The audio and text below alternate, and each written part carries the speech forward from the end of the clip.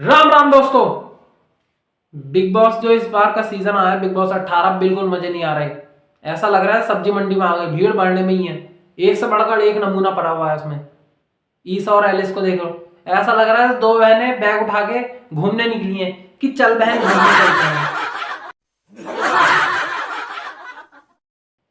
अविनाश, वो बेचारा इतना कंफ्यूज है, उसे खुद को नहीं पता। उसे सीजन में आ तो गए, बिग बॉस के शो में आ गए, लेकिन करना क्या है। वो पिछले सीजन के तो कंटेस्टेंट हैं, आसिम रियाज, गौतम गुलाटी, सिद्धार्थ शुक्ला। उन लोगों के जो तरीके हैं, उन लोगों के तरीके है वो कर रहा है, उन लोगों को कॉपी कर रहा है वो पिछले सीजन वालों के। ओके तुम चल साला साला तुमको मारा। हाँ very good very good very good. कर रहा हूँ, उसे लग रहा है बहुत अच्छा कर रहा हूँ। हालांकि ये चीज बस उसकी फैमिली को लग रहा है कि वो बहुत अच्छा कर रहा हो, और देखो जायज भी है। हर किसी की फैमिली को लगता है कि उसका बच्चा अच्छा कर रहा है, बट ऑडियंस को ये नहीं लग रहा। साफ पता चल रहा है कॉपी कर रहा है।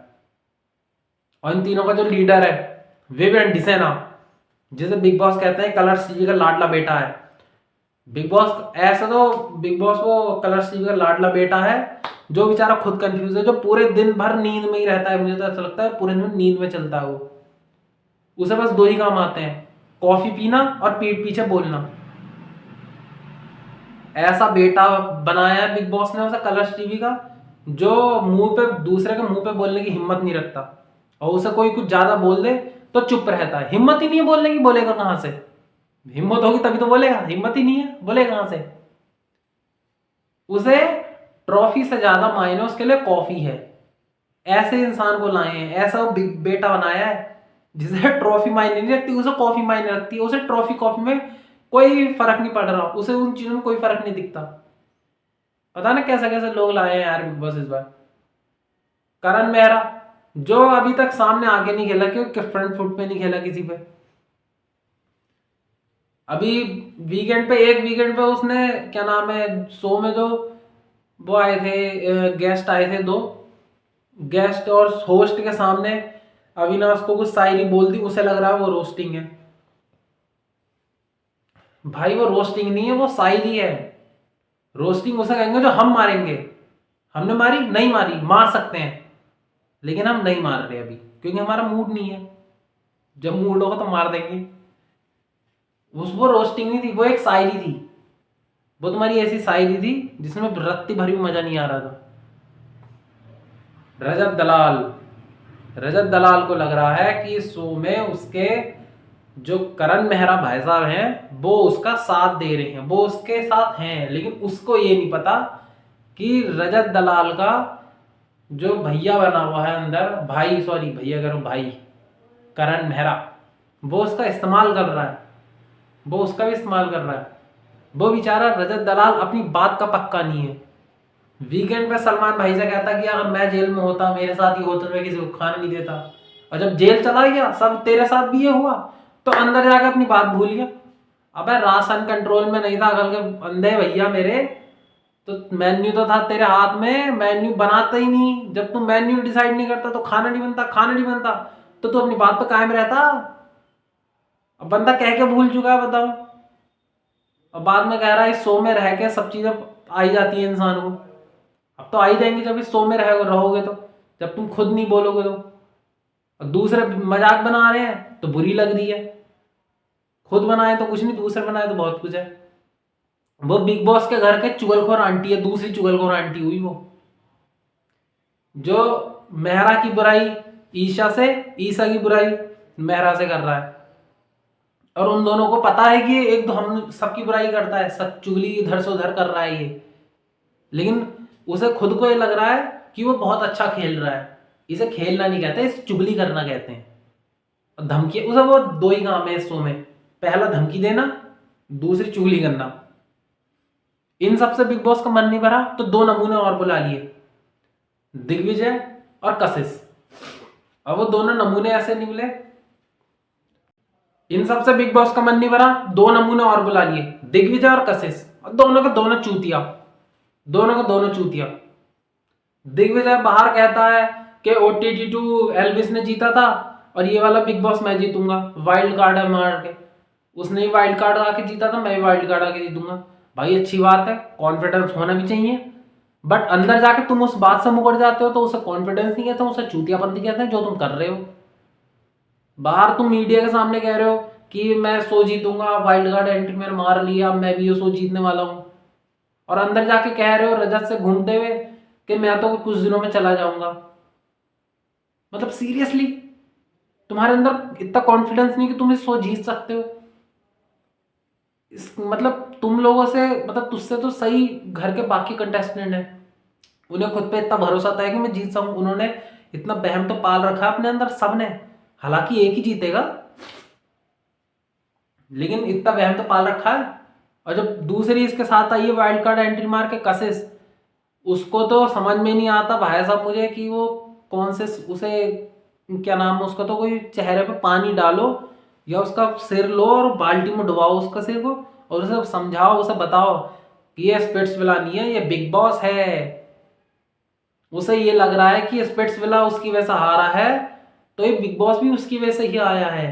वो तुम्हारी गलतफहमी है, बिग बॉस वो अपनी वजह से आया है, वो तुम्हारी वजह से नहीं आया है। बिग बॉस में उस उसको जो बिग बॉस में एंट्री करवाई है वो बिग बॉस ने करवाई है, तुमने नहीं करवाई है।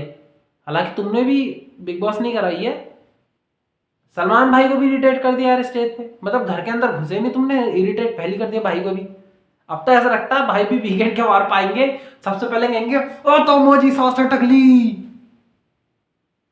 लेकिन एक बात तो पक्की है, भाई वीकेंड के वार पाएंगे, लेकिन इन सब की वाट लगाएंगे। सबसे ज्यादा लगेगी अविनाश रजत, इन दोनों की तो लगनी है, बाकी को देखते हैं किन किन की लगेगी। क्योंकि भाई भी अब इन कंटेस्टेंट को देख के ना भाई भी इरिटेट हो चुके हैं, भाई का भी दिमाग खराब होगा, भाई भी सोच रहे हैं कि यार मैं कहाँ आ गया, कैसा शो में आ गया, इससे अच्छा तो पहले के शो थे, कम से कम कंटेस्टेंट थे, लड़ते झगड़ते मनोरंजन करते थे ऑडियंस का। इनको तो खुद को नहीं पता करना क्या है, बताओ, इन लोगों को खुद को पता नहीं है करना क्या है, और ये लोगों को ऑडियंस को वो करेंगे, उनके लिए इंजॉयमेंट देंगे, बताओ कहाँ से देंगे। और जो हम सबके प्यारे प्यारे से बिग बॉस हैं, वो भी इनसे इरिटेट हो चुके हैं। वरना पहले बिग बॉस कहते थे कि बिग बॉस चाहते हैं, है ना, किसी लड़की को या बुलाते थे कन्फेशन रूम में, कहते थे बिग बॉस चाहते हैं कि आप कन्फेशन रूम में आए। अच्छा, चाहते ही बिग बॉस थे खाली, बिग बॉस का देखो चाहना देखो, क्योंकि बेचारों की साथ, क्योंकि शादीशुदा आदमी घर में तो चाह नहीं सकता, बाहर ही चाह सकता है, तो बिग बॉस भी वो कर रहे हैं, घर में चाह नहीं सकते तो बाहर ही चाह सकते हैं। बिग बॉस भी बाहर ही अपना जो उनकी जो इच्छा है, मन की जो इच्छा जाग रही थी, वो बेचारे बाहर पूरी कर रहे थे। अब इन जैसे लोगों के आने में बिग बॉस वो बेचारे खुद कंफ्यूज हो गए। उन्होंने सोचा यार घर में भी यही हाल, बाहर भी यही हाल, तो बाहर ही रह लो,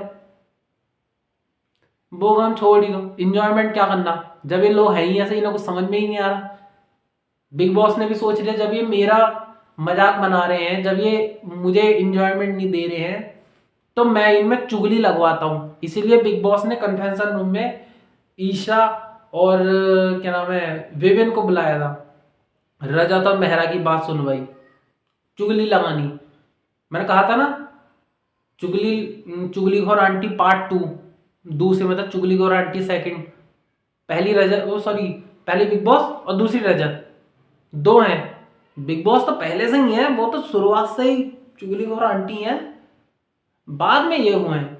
अच्छा, बिग बॉस को अपने शो की टीआरपी उठानी है, लेकिन उन्हें अपने जो प्यारे उनके एक्टर हैं, जो उनके प्यारे कलर्स टीवी का जो लाडला है विवेन डिसेना, उस पे बताओ, उसे तुम कलर्स का बेटा कहते हो, लेकिन अपने बेटे पे ही भरोसा नहीं है तुम्हें कि वो तुम्हारे शो की टीआरपी उठाएगा। इसलिए उन्होंने इन्फ्लुएंसर को बुलाया, और ऐसे इन्फ्लुएंसर को बुलाया है जो एक धमकी दे के मशहूर हुआ है बाहर, और दूसरा एक दूसरे के साथ दूसरे शो में लड़ाई कर करके।